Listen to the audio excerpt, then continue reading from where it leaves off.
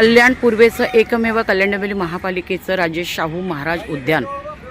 या उद्यानाच्या मुख्य प्रवेशद्वारावरती तुम्ही बघा, जाण्या येण्यासाठी पण रस्ता नाही आहे, पण लहान मुलं, वयोवृद्ध नागरिक अशा दाटीवाटीच्या रस्त्यामधून वाट काढत या ठिकाणी प्रवेश करतात, त्या उद्यानात जातात। यांच्यावरती कधीही कारवाई होत नाही, कारण कल्याण पूर्वेला नेतृत्व नसल्या कारणाने ही गोष्ट होत आहे असं या ठिकाणी म्हटलं जातं। कारण कोणत्याही गोष्टी या ठिकाणी दाखवल्या किंवा निदर्शनास आणून दिल्या तरीही संबंधित विभागामध्ये कारवाई करावी असं वाटत नसल्या कारणाने कदाचित कल्याण पूर्व हा बकाल अवस्थेमध्ये आहे।